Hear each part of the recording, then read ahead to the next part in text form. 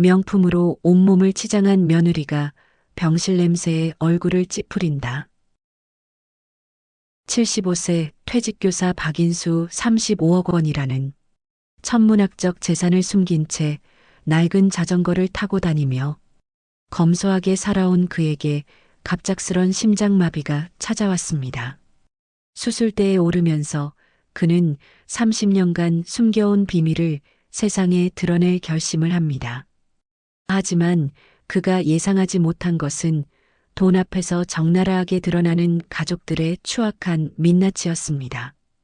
과연 35억이라는 거대한 재산 앞에서 가족은 어떻게 변할까요? 영상 시청 전 구독과 좋아요 눌러주세요.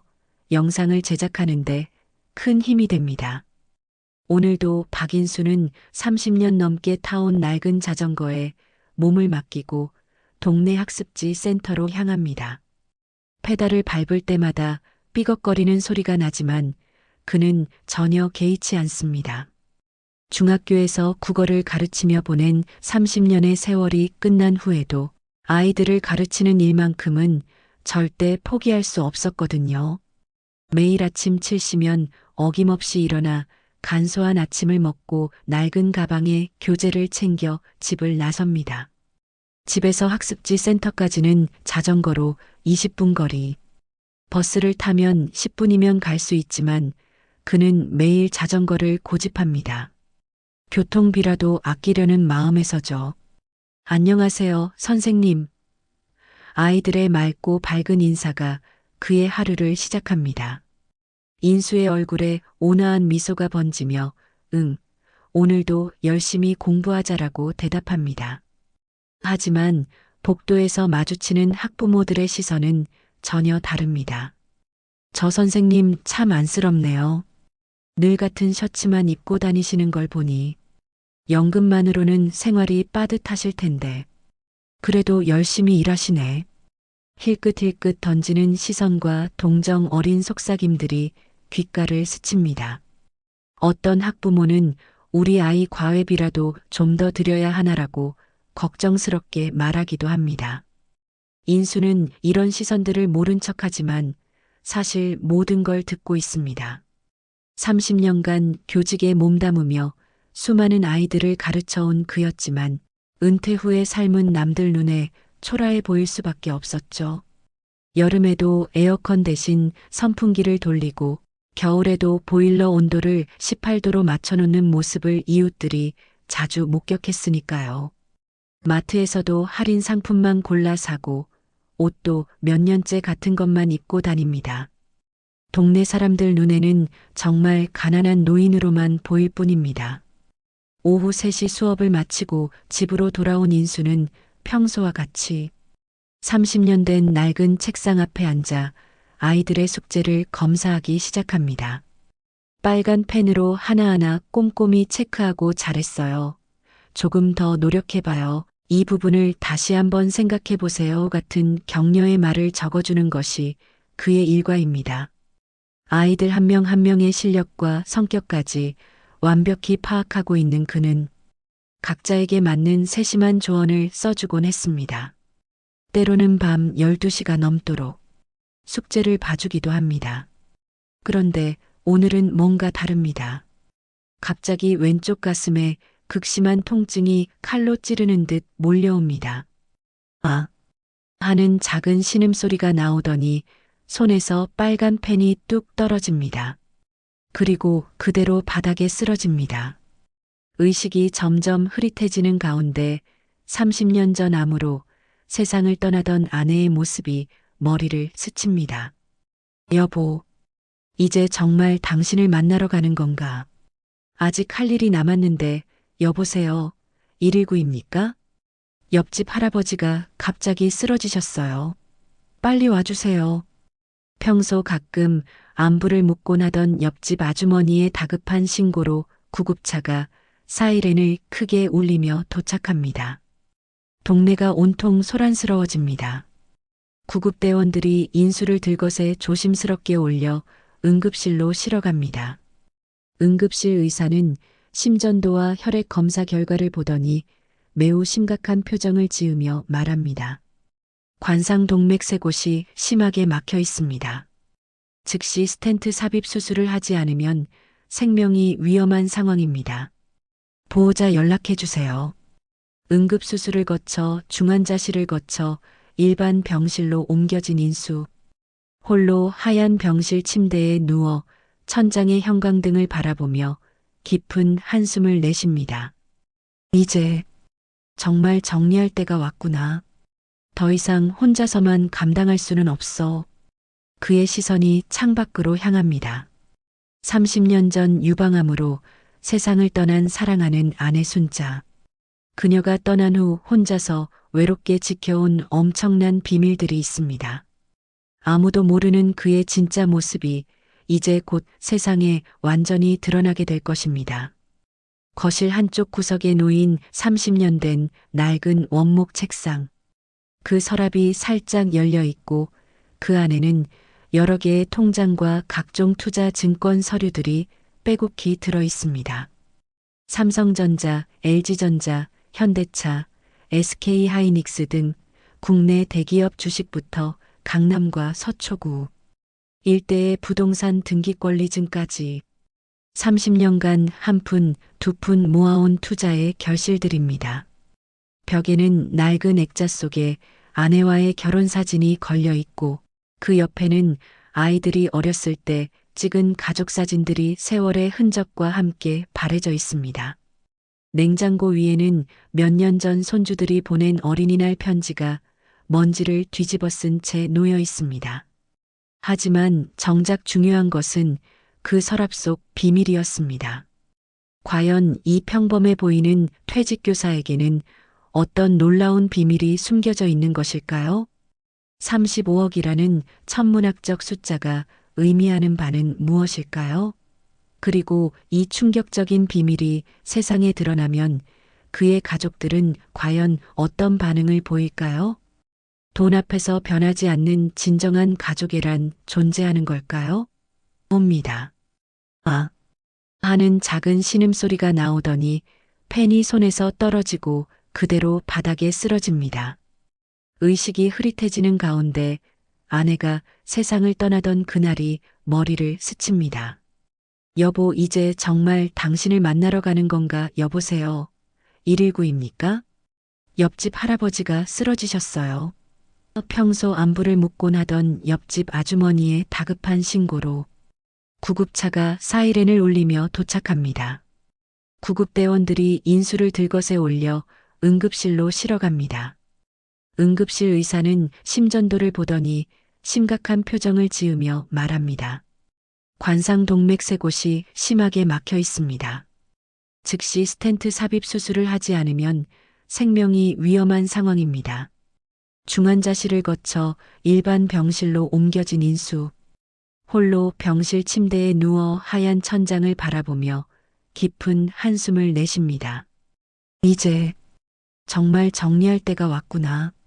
더 이상 혼자 감당할 수는 없어. 그의 시선이 창밖으로 향합니다. 30년 전 암으로 세상을 떠난 사랑하는 아내. 그녀가 떠난 후 혼자서 지켜온 엄청난 비밀들이 있습니다. 아무도 모르는 그의 진짜 모습이 곧 세상에 드러나게 될 것입니다. 카메라가 그의 집 안으로 천천히 들어갑니다. 거실 한쪽 구석에 놓인 30년 된 낡은 책상. 그 서랍이 살짝 열려 있고 그 안에는 여러 개의 통장과 각종 투자 증권 서류들이 가득 들어 있습니다. 삼성전자, LG전자, 현대차 등 대기업 주식부터 부동산 등기권리증까지 과연 이 평범해 보이는 퇴직교사에게는 어떤 놀라운 비밀이 숨겨져 있는 것일까요? 그리고 이 비밀이 드러나면 그의 가족들은 어떤 반응을 보일까요?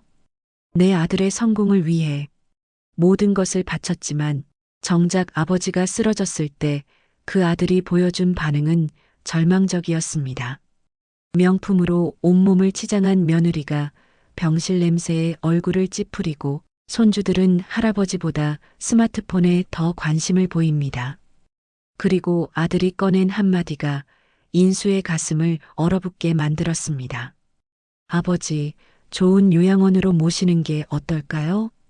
과연 35억이라는 비밀을 알게 된다면 아들의 태도는 달라질까요? 아버지가 수술하신다며 병원 복도에 명품 구두 소리가 급하게 울려 퍼집니다. 서울 강남의 대형 로펌에서 파트너 변호사로 일하는 첫째 아들 박성민이 바쁜 걸음으로 들어섭니다. 45세의 성민은 수입이 월 5천만 원이 넘는 성공한 변호사답게 명품 정장으로 온몸을 치장하고 있지만 아버지를 보는 그의 눈빛에는 복잡한 감정이 교차합니다. 아버지, 많이 아프셨어요? 괜찮으세요? 인수는 낡고 촌스러운 병원복을 입고 6인실 일반 병실 침대에 초라하게 누워 있습니다. 주변에는 다른 환자들의 신음소리와 각종 의료기기의 소음이 시끄럽게 들려옵니다. 에어컨도 제대로 안 나와서 더위에 지친 모습입니다. 성민아, 바쁜데 이렇게 와줘서 정말 고맙다. 인수의 목소리는 수술 후유증으로 힘이 없습니다. 하지만 성민의 시선은 계속해서 아버지의 초라한 모습에서 떠나지 않습니다. 같은 병실 환자들의 험악한 표정과 지저분한 환경을 보며 표정이 어두워집니다. 아버지, 이런 곳에서 어떻게 치료받으시냐고요? 개인 병실로 옮기시죠. 제가 비용은 처리할 테니까. 아니다. 여기가 편하다. 사람들이 많아서 오히려 덜 외롭더라. 인수의 단호한 거절에 성민은 이해할 수 없다는 표정으로 작은 한숨을 내쉽니다. 곧이어 성민의 아내와 고등학생인 두 자녀가 문병을 옵니다. 에르메스 백을 든 며느리는 병실에 들어서자마자 특유의 소독약 냄새와 환자들의 냄새에 코를 찌푸리며 아버님이 너무 고집이 세시네요. 우리 가족 체면도 좀 생각하셔야 하는데 라고 남편의 귀에 조용히 속삭입니다. 자신들이 명문 사립학교에 다니는 고등학생인 손주들도 할아버지와 대화하기보다는 스마트폰 게임에 더 몰두하고 있습니다. 할아버지 냄새 너무 이상해. 빨리 나가면 안 돼? 17살인 첫째 손자가 친구에게 카톡하는 소리가 작게 들려옵니다. 16살인 둘째 손자도 할아버지 때문에 친구들한테 말하기 창피해라고 형에게 말합니다. 며느리는 명품 향수를 뿌린 손수건으로 코를 막고 아버님 빨리 나으세요라고 형식적인 인사만 건넵니다. 성민은 의사와 수술 상담을 마치고 병실로 돌아와서 조심스럽게 말을 꺼냅니다. 아버지, 수술비와 입원비가 총 2천만 원 정도 나올 것 같은데요. 혹시 준비된 돈이? 인수는 걱정 마라. 의료보험도 있고 연금으로 충분히 해결할 수 있어. 내가 신경 쓸 일 아니다라고 대답하지만 성민의 표정은 여전히 어둡습니다. 아버지, 솔직히 말씀드리면 수술 후 회복 기간을 생각해 보니까 혼자 계시기엔 너무 위험할 것 같아요. 좋은 요양원으로 모시는 게 어떨까요? 24시간 전문 간병인이 케어해주고 의료진도 상주하고 아버지한테도 훨씬 좋을 테니까요. 저희도 솔직히 매일 돌봐드리기엔 회사 일이 너무 바쁘고 요양원이라는 단어를 듣는 순간 인수의 눈빛이 크게 흔들립니다. 하지만 그는 아무런 반박도 하지 않고 조용히 고개만 끄덕입니다. 30년간 자신을 위해 모든 것을 희생하며 키운 아들이지만 정작 자신이 아플 때는 짐스러워한다는 현실이 가슴을 아프게 합니다. 성민은 다소 안도된 표정으로 네, 그럼 제가 서울에서 제일 좋은 곳으로 알아보겠습니다. 비용은 걱정하지 마세요라고 말합니다. 그날 밤 인수는 홀로 병실에서 창밖의 어둠을 바라봅니다. 병실 안에는 다른 환자들의 고통스러운 신음소리만 들려옵니다. 옆 침대의 할아버지는 가족이 한 번도 오지 않았다며 간병사에게 하소연하고 있고 맞은편 환자는 자식들이 돈 얘기만 한다며 한숨을 쉽니다. 인수는 30년간 철저히 숨겨온 천문학적인 재산을 생각합니다. 매달 교사 월급에서 10만 원씩 아껴가며 투자한 주식들이 지금은 수십 배로 불어났고 강남 땅값이 오르기 전에 미리 사둔 부동산들도 천문학적 가치가 되었습니다. 하지만 아무도 모릅니다. 심지어 죽은 아내도 몰랐던 비밀입니다. 과연 그 놀라운 비밀을 알게 된다면 아들의 태도는 완전히 180도 달라질까요? 아니면 이미 식어버린 가족에는 돈으로도 되돌릴 수 없는 걸까요? 그리고 정말 중요한 것은 무엇일까요? 진정한 가족의 의미는 재산의 유무에 따라 달라지는 것일까요? 수술은 성공했지만 가족들의 마음은 점점 더 차갑게 식어갔습니다. 명품만을 사랑하는 며느리의 노골적인 혐오감, 손주들의 무관심, 그리고 결정적으로 아들이 내민 50만 원의 용돈이 인수의 가슴에 깊은 상처를 남겼습니다. 그는 병원 간병인의 말을 떠올립니다.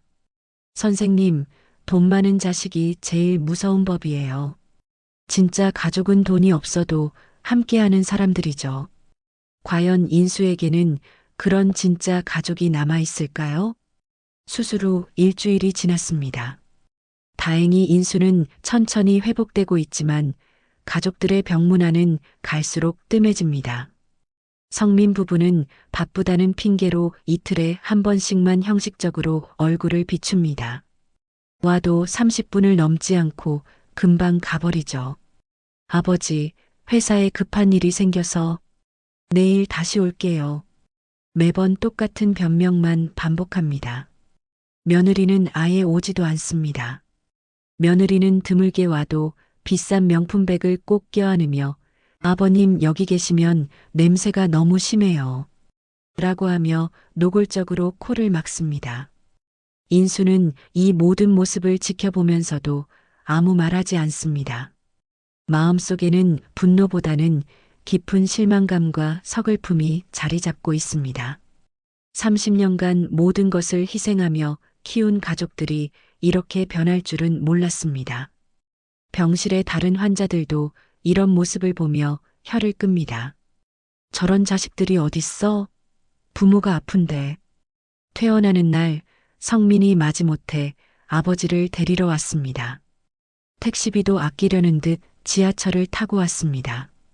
아버지, 저희 집에서 며칠만 쉬시다가 제가 알아본 좋은 요양원으로 모시겠습니다. 거기가 아버지한테 더 좋을 거예요. 인수는 작은 가방 하나만 들고 조용히 아들을 따라갑니다. 강남 고급 아파트 단지 40평대의 넓은 거실과 깔끔한 모던 인테리어가 눈에 들어옵니다. 하지만 이곳은 인수에게 집이 아닌 감옥과도 같았습니다. 이 화려한 집에서 보낸 며칠은 인수에게 정말 고문과도 같은 시간이었습니다.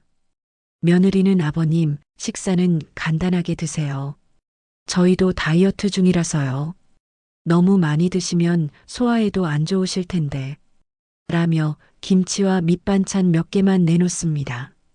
성민 가족은 안방에서 치킨과 피자를 시켜 먹으면서도 아버지에게는 죽 한 그릇만 대접합니다.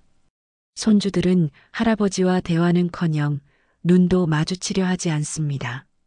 할아버지 때문에 친구들 집에 부르기 어색하다니까. 냄새도 이상하고 방 안에서 나오는 속삭임이 복도까지 들려옵니다. 며느리는 아버님이 계시니까 집 분위기가 너무 어둡네요라고 남편에게 불평합니다. 사흘째 되는 날 저녁 성민이 조심스럽게 말을 꺼냅니다. 아버지, 저희도 정말 바쁘고 혼자 계시기엔 너무 위험하잖아요. 만약에 또 쓰러지시면 어떻게 해요? 전문 간병인이 있는 곳이 훨씬 안전하고 나으실 것 같은데요.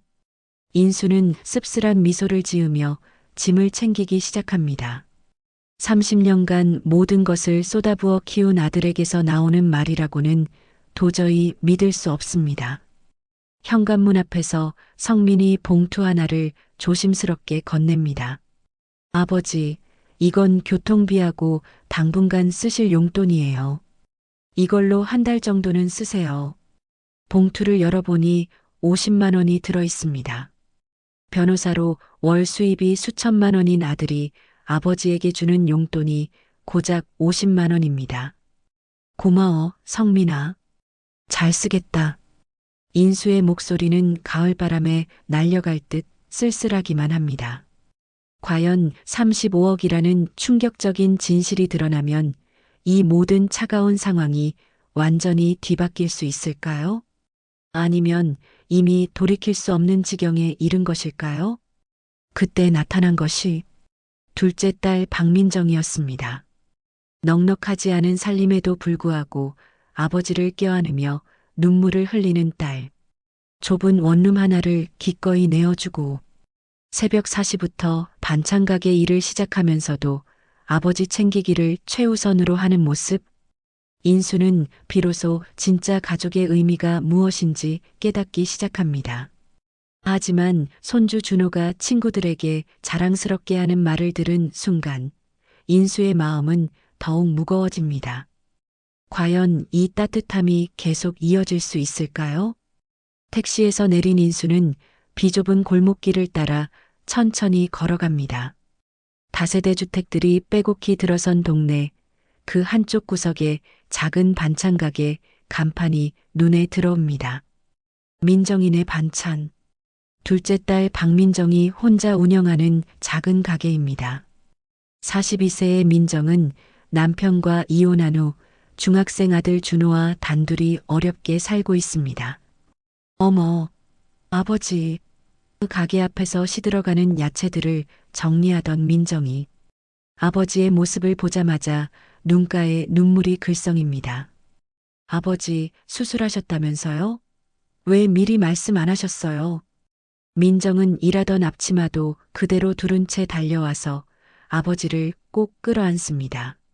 지나가던 사람들이 호기심 어린 시선으로 돌아보지만 민정은 전혀 신경 쓰지 않습니다. 민정아, 갑자기 와서 미안하다. 무슨 말씀이세요? 당연히 오셔야죠. 민정은 아버지의 작은 여행 가방을 재빨리 받아들고 가게 문을 서둘러 닫기 시작합니다. 손님이 올 시간인데도 아버지가 더 우선입니다. 준호야, 할아버지 오셨어. 학교에서 돌아오던 중학교 2학년 준호가 할아버지 모습을 보자마자 활짝 웃으며 달려옵니다. 할아버지, 어서 오세요. 준호는 거침없이 할아버지에게 안기며 할아버지, 많이 아프셨어요? 엄마가 걱정 엄청 했어요 라고 말합니다. 집은 작디작은 원룸입니다. 민정은 서슴없이 자신이 쓰던 방을 아버지께 내어드립니다. 아버지, 여기서 편히 주무세요. 저는 준호랑 거실에서 잘게요. 안 된다. 내가 거실에서 자마. 말씀도 마세요. 아버지는 환자시잖아요. 이런 건 논의할 여지도 없어요. 새벽 4시. 민정은 조용히 일어나 부엌에서 반찬 만들기를 시작합니다. 인수가 물소리에 잠에서 깨어 부엌 쪽을 바라봅니다. 딸의 바쁜 손놀림, 이마에 맺힌 땀방울들. 민정아, 이렇게 일찍부터. 아버지 깨우려던 게 아니었는데요. 조금만 더 주무세요. 할아버지, 수학 숙제 좀 봐주세요. 저녁 시간, 준호가 문제집을 들고 와서 할아버지 옆에 앉습니다. 인수가 문제를 보더니 차근차근 친절하게 설명해 줍니다. 이렇게 접근하면 쉽게 풀 수 있단다. 와, 할아버지 정말 대단하시네요. 우리 학교 수학 선생님보다 훨씬 잘 가르치시는 것 같아요. 그날 밤, 인수는 정말 오랜만에 편안한 잠자리에 듭니다. 멀리서 들려오는 민정의 작은 기침 소리와 준호의 고른 숨소리. 이것이야말로 진정한 가족의 온기구나 하는 생각이 듭니다.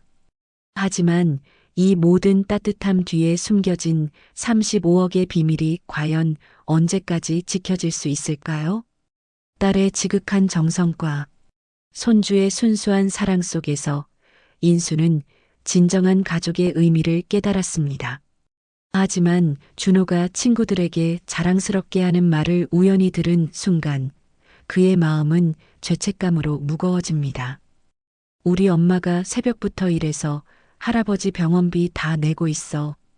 바로 그날 밤 인수는 30년간 철저히 숨겨왔던 비밀의 수첩을 꺼내 들었습니다.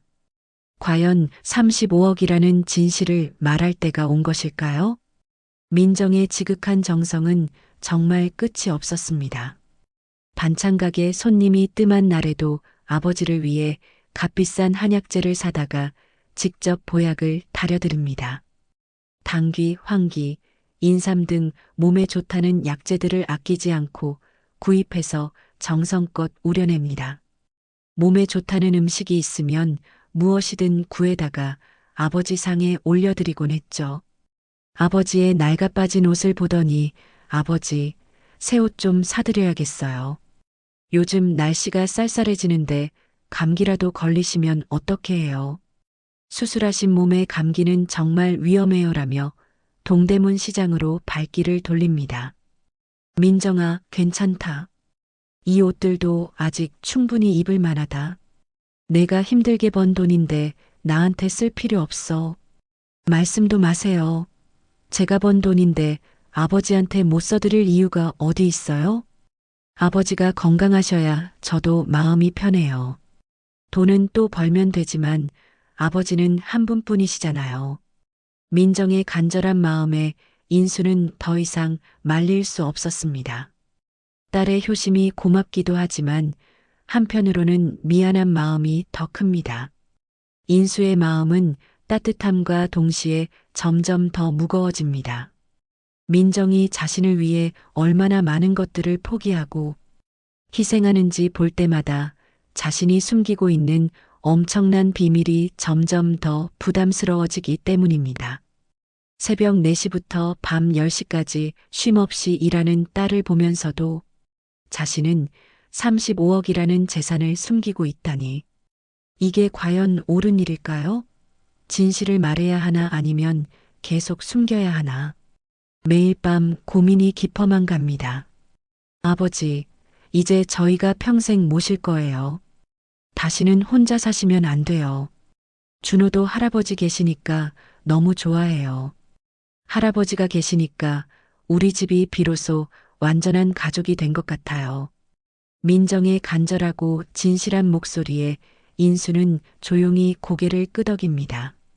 하지만 그의 표정은 복잡하기 그지없습니다. 사랑받는 기쁨과 거짓말을 하고 있다는 죄책감이 동시에 밀려오기 때문입니다. 어느 날 오후 준호가 동네 친구들과 놀다가 자랑스러운 목소리로 이야기하는 소리가 열린 창문을 통해 들려옵니다. 우리 할아버지 원래 중학교 선생님이셨는데 정말 똑똑하시고 공부도 잘 가르쳐 주셔. 지금은 엄마랑 나밖에 없어서 우리가 모시고 살고 있어. 엄마가 새벽 4시부터 밤늦게까지 반찬 가게 일해서 할아버지 약값이랑 병원비 다 내고 있거든. 우리 엄마 정말 대단하지? 할아버지도 정말 좋으신 분이야. 할아버지가 오시고 나서 우리 집이 훨씬 따뜻해졌어. 이 말을 들은 인수는 가슴이 먹먹해지고 눈물이 글썽합니다. 준호가 얼마나 자랑스러워하는지, 민정이 자신을 위해 얼마나 많은 희생을 감수하고 있는지. 그런데 정작 자신은 그들에게 거대한 거짓말을 하고 있다는 사실이 밤잠을 설치게 만듭니다. 나는 도대체 뭘 하고 있는 거지? 이렇게 진심으로 날 사랑하는 가족들에게 거짓말을 하고 있다니. 그날 밤 모든 사람이 깊이 잠든 후 인수는 조용히 자리에서 일어납니다. 작은 여행 가방 깊숙한 곳에 오랫동안 숨겨둔 낡은 수첩 하나를 조심스럽게 꺼냅니다. 30년간 한 달도 빼먹지 않고 세심하게 기록해온 투자 일기장입니다. 아내도 모르게 자식들도 모르게 홀로 기록해온 비밀 장부죠. 수첩의 가죽 표지는 시간이 지나면서 많이 낡았지만 안에 적힌 내용들은 여전히 선명합니다. 1995년 3월 삼성전자 주식 100만 원 매수, 현재 수익률 1500%. 1998년 5월 서울 강남구 대치동 토지 3억 원에 매입, 현재 시세 15억. 2001년 12월 현대차 주식 매도, 수익 5억. LG전자 매수 2억. 2010년 8월 카카오 상장 전 투자 1억. 현재 가치 8억. 세월의 흔적이 고스란히 담긴 치밀한 투자 기록들이 빼곡히 적혀 있습니다. 수첩 맨 마지막 페이지에는 최근 계산한 총 자산이 또렷하게 적혀 있습니다. 35억 2천만 원. 인수는 수첩을 바라보며 떨리는 목소리로 중얼거립니다. 이제 정말 말해야 할 때가 온 걸까? 하지만 이 진실이 우리 가족을 행복하게 만들까? 아니면 불행하게 만들까? 민정이와 준호에게는 어떤 의미일까? 이 돈 때문에 이들의 순수한 마음이 변하지는 않을까? 창밖으로는 새벽 4시를 알리는 시계 소리가 들려옵니다. 곧 민정이 일어나서 또 하루 종일 힘든 일을 시작할 시간입니다. 과연 35억이라는 엄청난 비밀이 밝혀지면 이 따뜻하고 순수한 가족에게는 어떤 변화가 일어날까요? 인수는 더 이상 이 무거운 비밀을 혼자 짊어지고 갈 수 있을까요? 진실을 말하는 것이 과연 옳은 선택일까요? 드디어 30년간 철저히 숨겨온 충격적인 비밀이 세상에 드러나는 순간입니다. 35억이라는 상상조차 할 수 없는 재산 앞에서 딸 민정은 믿을 수 없다는 표정으로 충격에 빠집니다. 하지만 더욱 놀라운 진실이 뒤따랐습니다. 아들 성민의 화려한 성공 뒤에는 모든 것을 뒷받침한 아버지의 숨겨진 희생이 있었던 것입니다. 그런데 인수가 깨달은 가장 중요한 진실은 따로 있었습니다. 과연 무엇이었을까요? 민정아, 아버지가 너에게 할 중요한 말이 있다. 인수는 딸을 따로 불러 조용한 방으로 들어갑니다. 30년간 자신과 함께해온 낡은 여행 가방을 침대 위에 조심스럽게 올려놓고 천천히 지퍼를 엽니다. 그 안에서 나온 것은 수십 개의 통장과 각종 투자 증서, 부동산 등기 권리증들이었습니다. 아버지, 이게 대체 뭐예요? 민정은 눈을 크게 뜨며 손이 덜덜 떨립니다. 통장을 하나씩 펼쳐보는 민정의 얼굴이 점점 창백해집니다. 우리은행 15억, 국민은행 8억, 신한은행 6억. 도저히 믿을 수 없는 숫자들이 계속해서 나타납니다.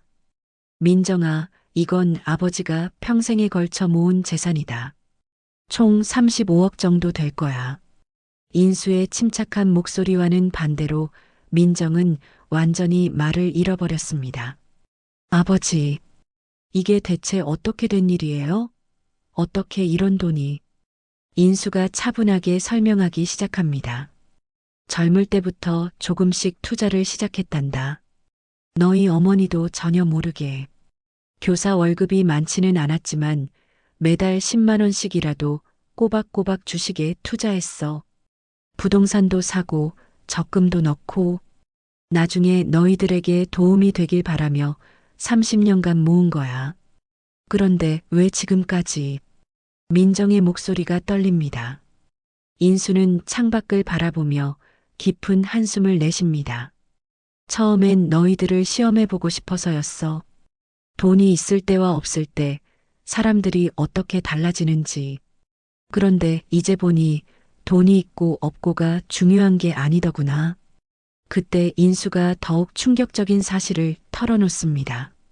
사실 성민이가 변호사 되는 것도 너 대학 보내는 것도 모두 이 돈으로 뒷받침한 거였어. 성민이 로스쿨 등록금 3천만 원, 사법고시 준비할 때 3년간 생활비 월 200만 원, 첫 직장 들어갈 때 전세 보증금 5억 원. 모든 게 아버지 돈이었단다. 그런데 성민이는 자기 혼자 힘으로 성공한 줄 알고 있지. 민정은 완전히 충격에 빠집니다.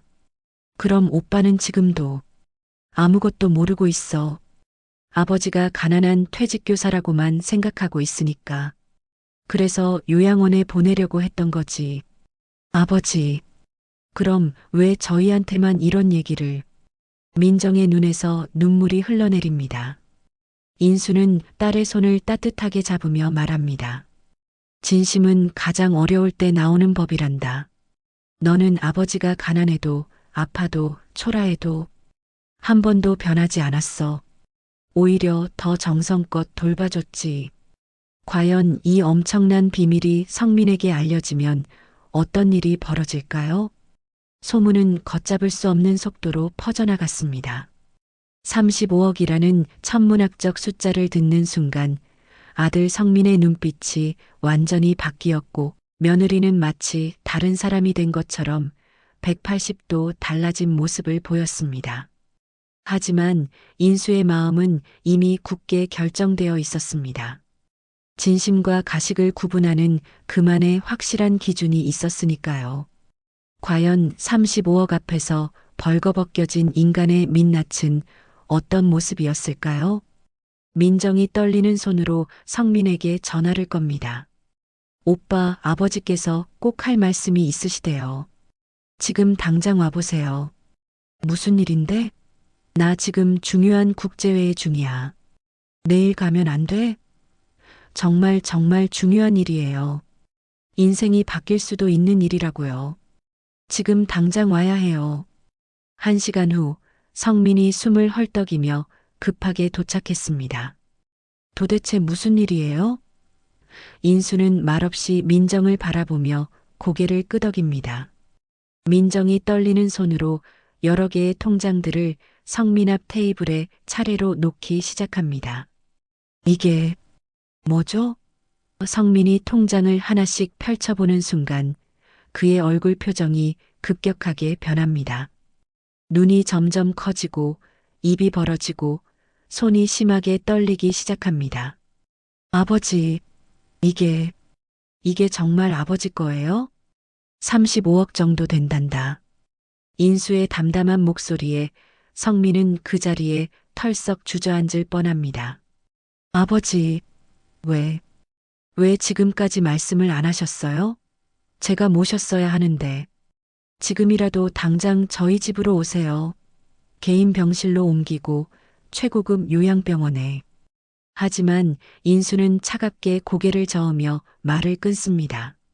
성민아, 내가 어려울 때는 아버지가 모든 걸 뒷받침해줬지만 아버지가 어려울 때는 짐이라고 생각했구나. 돈이 있다고 하니까 이제야 모시겠다는 거냐?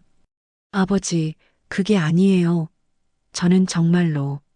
성민이 필사적으로 변명하려 하지만 인수는 단호하게 손을 들어 제지합니다. 내 로스쿨 등록금 3천만 원, 사법고시 준비 3년간 생활비 월 200만 원, 첫 직장 전세 보증금 5억 원. 모두 아버지가 된 거야. 너는 그것도 모르고 자기 혼자 힘으로 성공한 줄 알고 있었지. 성민의 얼굴이 새하얗게 변합니다. 그럼 그때 갑자기 목돈이. 응, 모두 아버지 돈이었어. 그런데 너는 그 아버지를 50만 원 용돈 주고 요양원에 보내려고 했구나.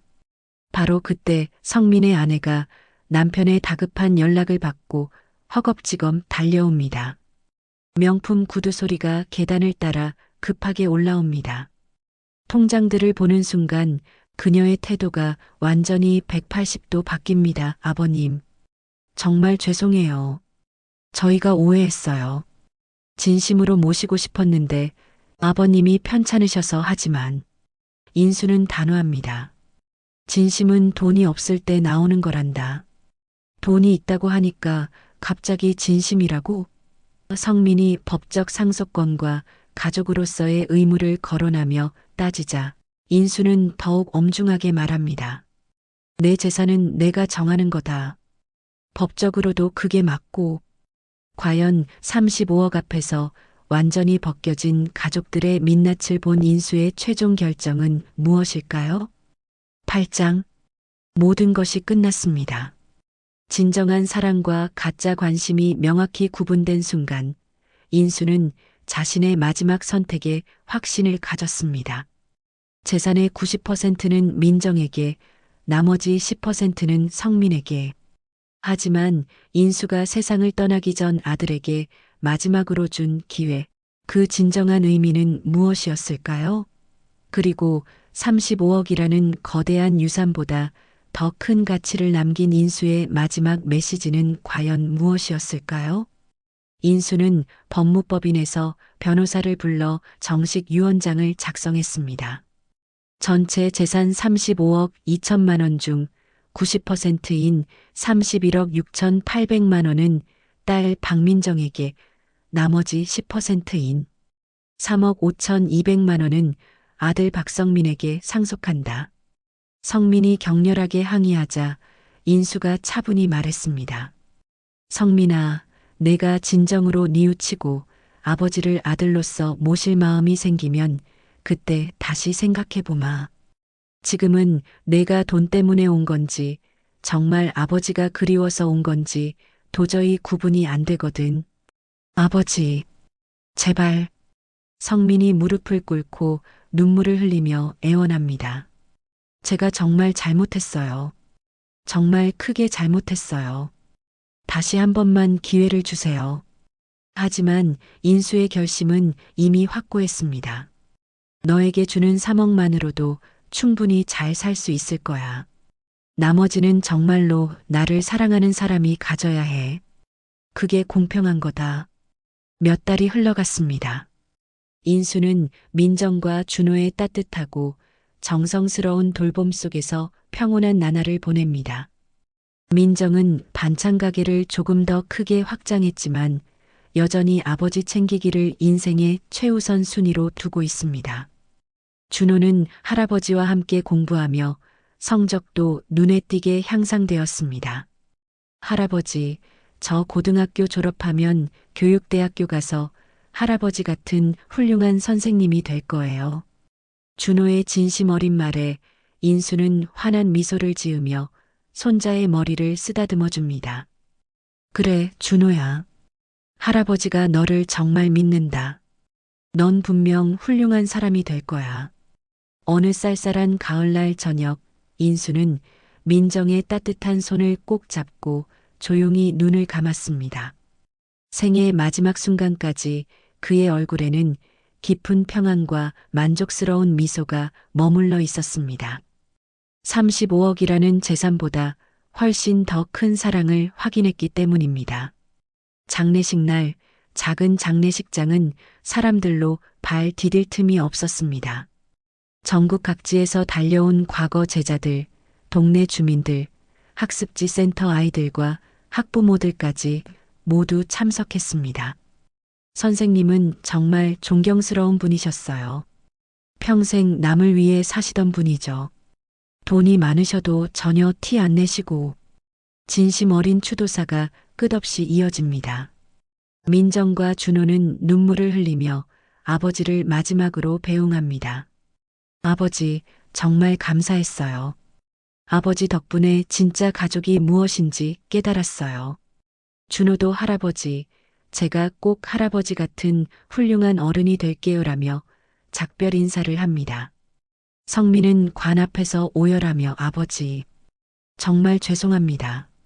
너무 늦게 깨달았어요 라고 후회하지만 이미 모든 것이 돌이킬 수 없게 되었습니다. 그는 평생 아버지의 진심을 이해하지 못했던 자신을 후회하며 살아가야 할 운명입니다. 장례를 마친 후 공증받은 유언장이 공개되었습니다. 성민은 3억 5천만 원을, 민정은 31억 7천만 원을 상속받았습니다. 하지만 인수가 남긴 진짜 유산은 돈이 아니었습니다. 바로 진정한 사랑의 의미였습니다. 가족의 진정한 가치는 재산의 크기가 아닌 마음의 크기에서 나옵니다. 진정한 유산은 돈이 아닌 서로를 향한 변하지 않는 사랑입니다. 여러분의 가족에게는 어떤 사랑을 남기고 계신가요? 그리고 만약 여러분이 성민의 상황이라면 과연 어떤 선택을 하셨을까요? 35억 앞에서 벗겨진 인간의 민낯, 이것이야말로 우리 모두가 직면해야 할 현실입니다.